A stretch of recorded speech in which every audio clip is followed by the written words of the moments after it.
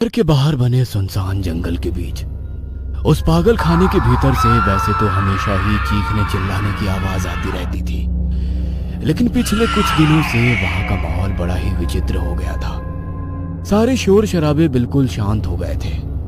ऐसा लगता था जैसे सारे पागल सहमे हुए बैठे हैं और सिर्फ एक आवाज आती थी, और वो इतनी डरावनी रहती थी कि ऐसा लगता था जैसे सैकड़ों लोगों को एक साथ तड़पाया जा रहा हो। वजह था पागल खाने के एक वार्ड में आया नया मरीज। उसके वार्ड के आसपास गुजरते हुए भी लोगों को डर लगता था। हड्डियों के ढांचे जैसे शरीर वाला मरीज जिसकी चमड़ी बिल्कुल सफेद हो चुकी थी, आंखों के नीचे गड्ढे और बालों में जैसे कीड़े रेंग रहे हो वैसी काया थी। पागल खाने की सीनियर डॉक्टर ने एक बूढ़ी नर्स को उसका जिम्मा सौंपा। बूढ़ी नर्स उस वार्ड की तरफ बढ़ती जा रही थी। उसे घबराहट भी हो रही थी, लेकिन अपनी जिम्मेदारी से वो मुंह नहीं मोड़ सकती थी। उस वार्ड के बाहर जैसे ही वो पहुंची, उसने देखा वार्ड के आसपास के सारे लाइट जल रहे हैं, बुझ रहे हैं।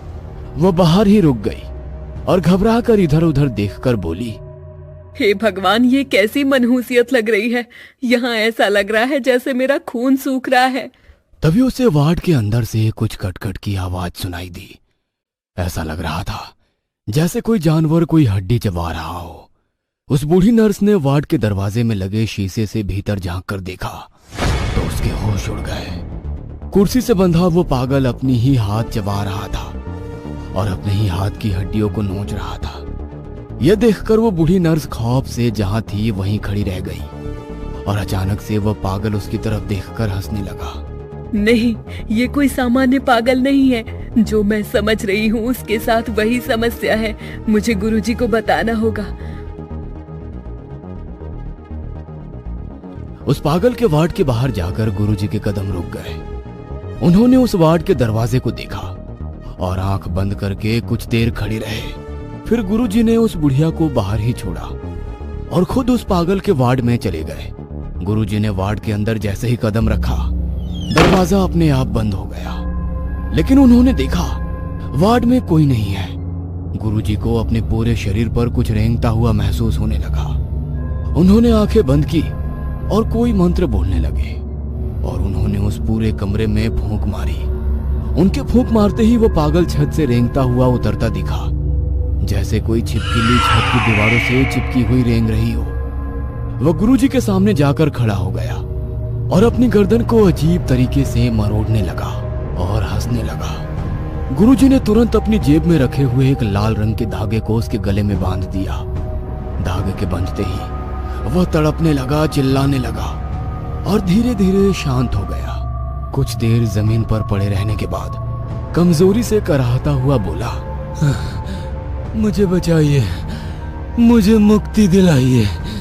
वो रोज मुझे नोच नोच कर खाता है, मेरे खून को पीता है, मुझे तड़पाता है, मुझे मुक्ति दिलाइए। कौन है वो तुमसे आखिर कैसे जुड़ा? वह पागल पिछले दिनों की बात को याद करता हुआ बोला, मेरा नाम दीपू है। मैं बीकॉम का स्टूडेंट था। परीक्षाएं आने वाली थी और मेरे छोटे से घर में जहां मेरे माता पिता के साथ साथ 2 बहनें रहती थी, मुझे एकांत नहीं मिलता था। इसलिए मैंने अपने छत पर बने एक छोटी सी कोठरी, जिसको हम लोग कबाड़ रखने के लिए इस्तेमाल करते थे, उसे साफ करके वहीं पढ़ने का सोचा। जब मैं वो कोठरी साफ कर रहा था तब मुझे एक फटी पुरानी किताब मिली जिसमें पिशाचनी साधना के बारे में लिखा हुआ था। मुझे ना जाने क्यों उस किताब को देखकर उत्सुकता हुई और मैं उसे खोलकर पढ़ने लगा। उस किताब में पिशाचनी साधना और पिशाचों को वश में करने के तमाम तरीके लिखे हुए थे। आखिर में यह भी लिखा था कि पिशाच साधना सफल हो जाती है तो इंसान उस शक्ति को अपने वश में कर लेता है और जो चाहता है वो पाता है।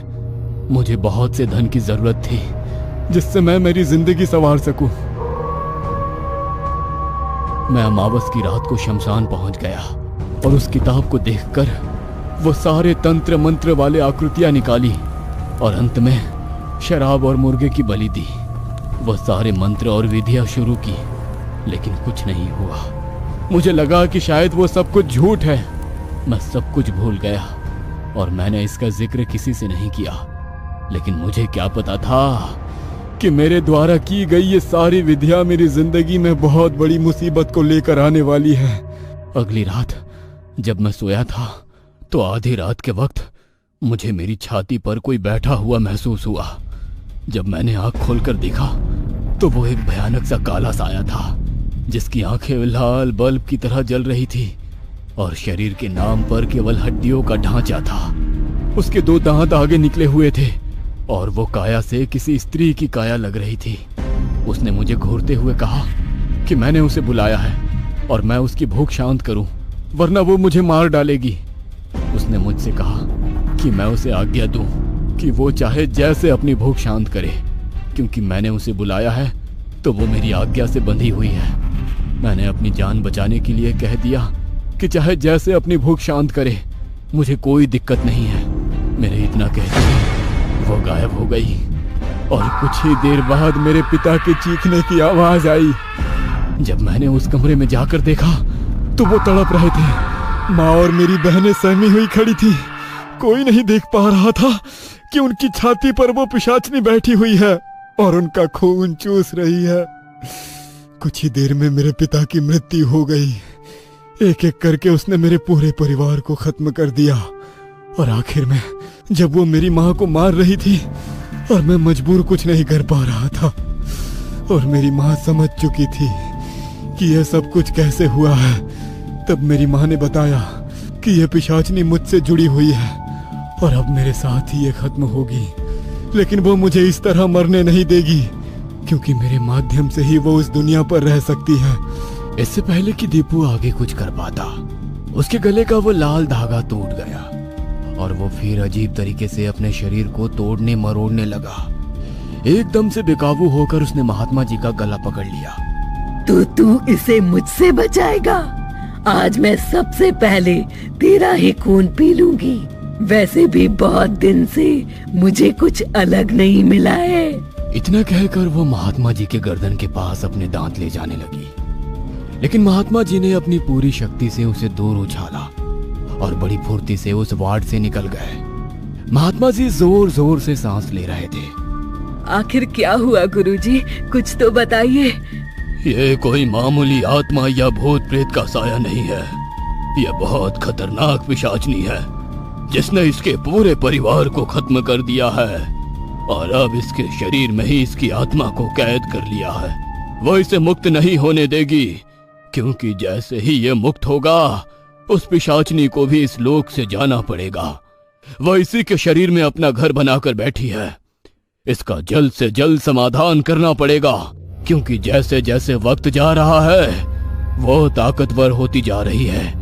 एक वक्त ऐसा आएगा जब वो मेरे या किसी के भी संभाल से बाहर हो जाएगी। अभी मैंने उस पिशाचनी को कुछ देर के लिए कमजोर करके इस लड़के से बात तो कर ली, लेकिन उसे पूरी तरीके से उसके शरीर से निकालना होगा ताकि यह लड़का मुक्त हो सके। जैसे ही लड़का मुक्त होगा, यानी कि इसकी आत्मा इसके शरीर से निकल जाएगी, वो पिशाचनी अपने आप इस लोक से चली जाएगी। गुरुजी और वो बूढ़ी नर्स आपस में बात कर रहे थे। इतने में उन्हें सीनियर डॉक्टर की आवाज सुनाई दी। क्या चल रहा है यहाँ पर? क्या मैं पूछ सकता हूँ आप ये किसे लेकर आई हैं? सर, ये मेरे गुरुजी हैं, बहुत बड़े ज्ञानी हैं। ये नया पागल कोई मामूली पागल नहीं है। इसके ऊपर पिशाचनी का साया है और गुरुजी इसका उपचार कर सकते हैं। हम सब मूर्ख है? हमें सरकार ने जो यहाँ पागलों के इलाज के लिए रखा है, क्या सरकार मूर्ख है?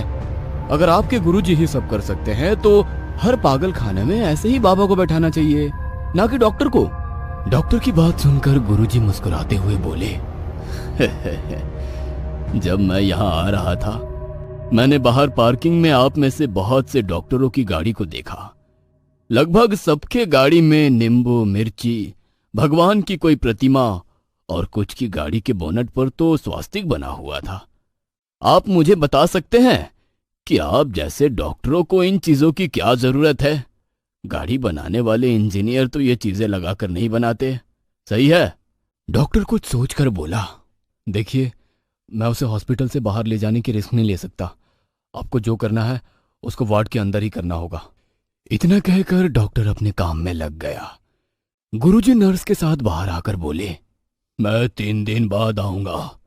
रात के दूसरे पहर में मैं अपनी क्रिया प्रारंभ करूंगा। तुम बांधने के लिए मोटी रस्सी या जंजीर और एक मजबूत कुर्सी का इंतजाम करके रखना।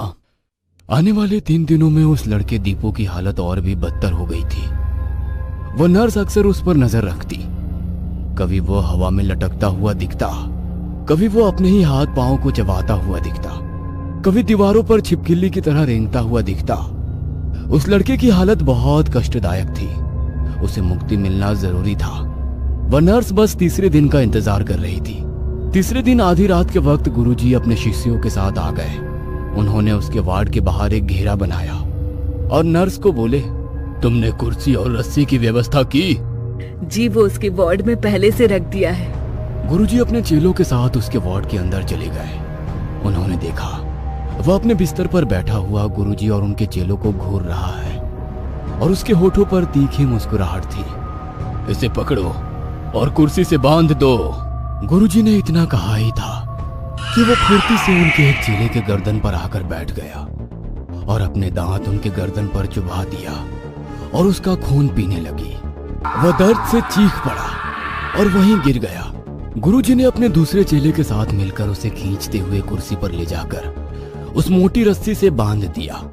कुर्सी से बांधने के बाद भी दीपू शांत नहीं हुआ, बल्कि वो अपने शरीर को, अपनी गर्दन को तोड़ मरोड़ रहा था और बहुत ज्यादा शोर मचा रहा था। वो छूटने की हर कोशिश कर रहा था, लेकिन मजबूत बंधन की वजह से छूट नहीं पा रहा था। गुरुजी ने तुरंत उसके कुर्सी के चारों ओर घेरा बनाते हुए मंत्र का जाप करना शुरू किया और फिर उसके सामने बैठ गए। अपने साथ लाए सारे सामान को निकालकर उन्होंने पूजा की विधियां शुरू की। सामने एक मानव खोपड़ी रखा जिस पर अलग अलग तरीके की चीजों के साथ मंत्र के साथ पूजा करने लगे। जैसे जैसे पूजा होती जा रही थी, दीपू चीखता जा रहा था। लग रहा था जैसे उसको बहुत तेज दर्द हो रहा हो। बीच बीच में वो अपनी नॉर्मल आवाज में भी कह रहा था, मत करिए ऐसा, बहुत दर्द हो रहा है, ये मुझे मार रही है, मत करिए ऐसा। फिर वो पिशाचनी की आवाज में गुर्राने लगा, मैं कहती हूँ बंद कर ये सब, वरना इस लड़के के साथ तुम सबका खून पी जाऊंगी। लेकिन गुरुजी नहीं रुके और आखिर में उन्होंने एक चाकू से दीपू की उंगली काटी और उसका जरा सा खून लेकर उस मानव खोपड़ी पर डाला और उसके साथ ही दीपू के शरीर से धुआं जैसा उठने लगा। गुरुजी ने उसी मानव खोपड़ी को उठाया और उसमें उस धुएं को कैद करने लगे और जैसे ही वो धुआं उस मानव खोपड़ी में कैद हुआ, गुरुजी ने उसे काले कपड़े में बांध लिया और उसके साथ ही दीपू का शरीर निठाल पड़ गया। ऐसा लगा जैसे अब उसके शरीर में जान नहीं बची है। वह मानव खोपड़ी जो काले कपड़े में बंधी हुई थी, वह बहुत उछल कूद कर रही थी। ऐसा लग रहा था जैसे उसमें कैद वो निकलने के लिए तड़प रही है, लेकिन वो निकल नहीं पा रही थी। गुरुजी ने उस पोटली को अपने शिष्य को देते हुए कहा, ले जाओ इसे और जंगल के बीचों बीच जमीन में दफना दो। उनका शिष्य बड़ी फुर्ती से वो पोटली लेकर निकला और जंगल की तरफ चला गया। गुरुजी दीपू के लाश के पास गए और उसकी आंखों को बंद करते हुए बोले, ओम शांति।